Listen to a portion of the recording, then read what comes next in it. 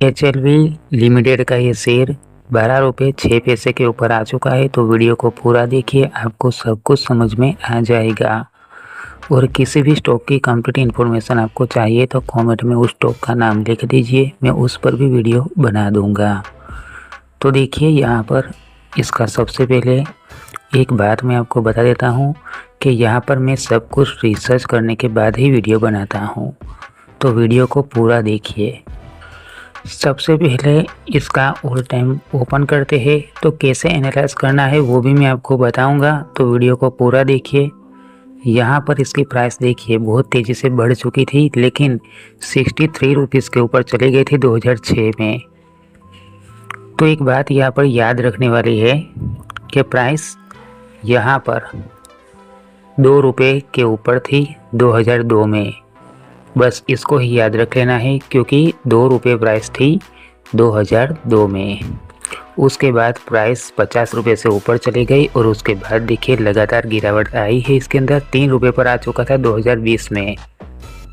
फिर यहाँ पर देखिए प्राइस यहाँ पर बढ़ी है, देखिए ये वाला पॉइंट 2023 में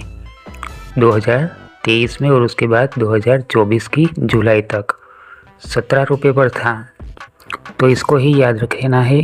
अब देखिए यहाँ पर, क्योंकि ये बात मैं आपको क्यों बता रहा हूँ, इसको याद रखना है क्योंकि प्रमोटर्स ने इसी पॉइंट के ऊपर अपनी सेलिंग शुरू कर दी थी।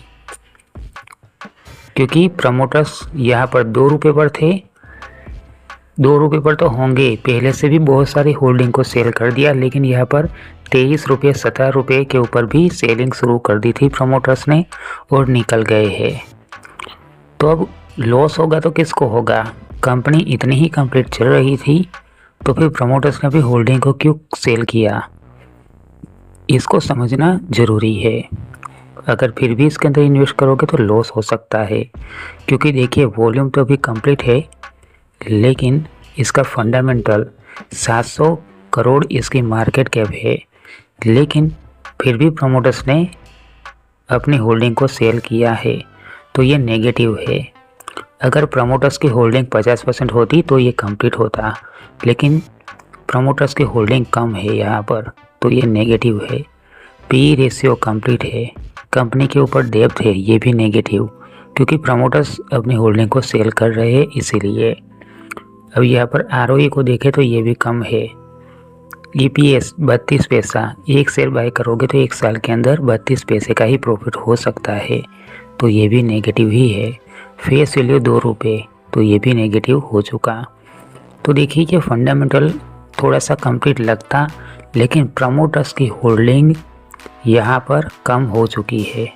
देखिए 50% भी नहीं है, 39% ही है, और एक साल पहले देखिए 45% थी जून 2024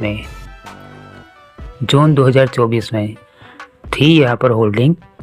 लेकिन यहाँ पर देखिए ये रही फरवरी 2024, उसके बाद जुलाई 2024, देखिए 21 रुपये के ऊपर प्रमोटर्स ने अपने प्रॉफिट को बुक कर लिया। तो प्रमोटर्स अपनी होल्डिंग को कम कर रहे हैं। एक साल पहले मतलब कि 2024 की जून में 45% थी और 2025 की जून में कम हो गई, 39% हो गई प्रमोटर्स की होल्डिंग। और बाय किसने कर लिया, तो रिटेल ने बाय किया।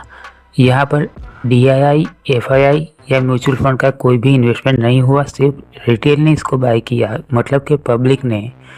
तो ये एक नेगेटिव, सबसे बड़ा नेगेटिव पॉइंट है। और हो सकता है यहाँ पर नॉन करंट एसेट्स की बात करें तो देखिए नॉन करंट एसेट्स भी हर साल कम हो रहे हैं, मतलब कि कंपनी बेच रही है अपने नॉन करंट एसेट्स। तो ये कंपनी के नॉन करंट एसेट्स तो कम हो रहे हैं, तो ये भी एक नेगेटिव पॉइंट ही है इसका। हो सकता है आने वाले टाइम में इससे भी कम हो जाए। और फाइनेंशियल को देखें तो फाइनेंशियल भी तो कंप्लीट ही है, लेकिन कंपनी ने लॉस ही किया है। पिछले 2 साल से थोड़ा सा प्रॉफिट किया है, लेकिन यहाँ पर ये बात समझना ज़रूरी है, 2023 में 183 करोड़ का रेवेन्यू जनरेट किया और प्रॉफिट कितना किया 2023 में 8 करोड़ का ही। कहा 183 और कहा 8, कितना कम है। या 2024 की बात कर लेते हैं तो 2024 में 200 करोड़ का तो किया ही था रेवेन्यू जनरेट, लेकिन प्रॉफिट कितना किया, 24 करोड़ का ही किया। तो यहाँ पर ये भी एक नेगेटिव ही है। तो अगर देखा जाए तो फंडामेंटल भी नेगेटिव है, फाइनेंशियल भी नेगेटिव है और शेयर होल्डिंग पैटर्न भी नेगेटिव ही है। और यहाँ पर अगर इन्वेस्ट करोगे तो आपको भी लॉस हो सकता है। तो ये स्टॉक इन्वेस्ट करने के लिए योग्य नहीं है। फिर भी अगर इसके अंदर इन्वेस्ट करना है तो अपने रिस्क पर कर सकते हैं। ये वीडियो एजुकेशन पर्पज़ के लिए है।